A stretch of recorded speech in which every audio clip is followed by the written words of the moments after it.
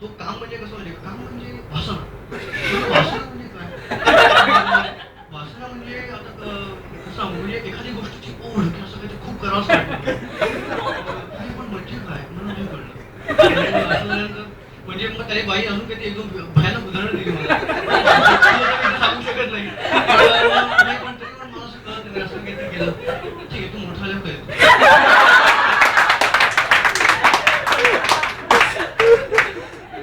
तर असा हा किस्सा होता आणि ते बरेच किस्से आहेत. मला वाटतं आता बरं आहे.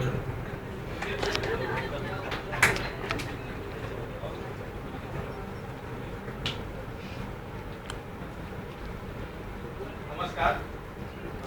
माझं नाव तर सर्वांना मोस्टली माहिती असेल कारण का 10 शाळेमध्ये प्रवास केलेला आहे. पहिलीपासून ते 10वी पर्यंत. फक्त 3 तुकडीमध्ये नव्हतो, 4 तुकडी विजिट करून झालेली आहे. माझं नाव संदीप वाळवे, संदीप गणपत वाळवे. 10वी नंतर मी ग्रॅज्युएशन साठे कॉलेजमधून केलं. घरातले सांगत होते की CA साठी जा, पण मला CA साठी जायचं नव्हतं कारण का आवड नव्हती. कॉम्प्युटर लाईनची आवड होती, IT लाईन जॉईन करायची.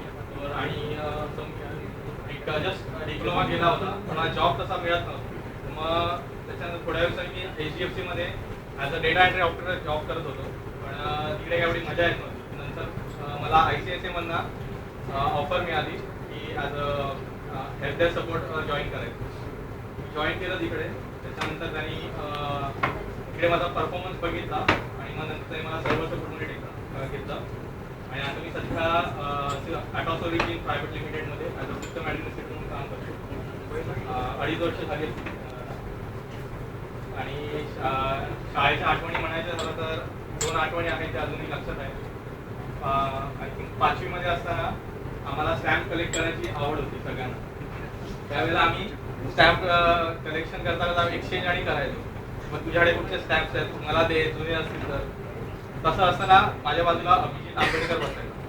त्यावेळेला आम्ही करंट अफेअर्सचं लेक्चर चालू होतं हिंदीचं, आणि मी त्याला सांगत होतो की तुझ्याकडे कुठचा स्टॅम्प माझ्याकडे हा आहे तर मी देतो, तुम्हाला आणून देतो.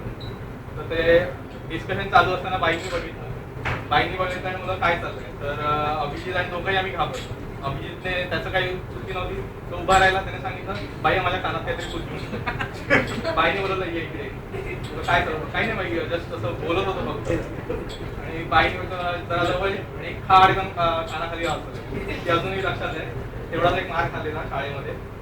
आणि दुसरी एक आठवण म्हणायची झाली तर तेव्हा शाळेमध्ये मोस्टली मुलांच्या नावाने चिडवायची सवय होती. स्पेशली सिलेक्टेड आमच्या वर्गात 4 टार्गेट्स होत्या.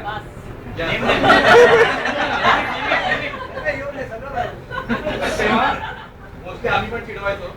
आणि त्या दिवशी 8वीच्या वेळेला शेट्टेबाई होत्या आणि असं चिडवाचिडवी चालू आणि बाईंनी विचारलं काय झालं. तर 4 मुली आहेत. तर त्या नावं सांगतो मी: अनघा, प्रीती, निलांबरी आणि हटकर.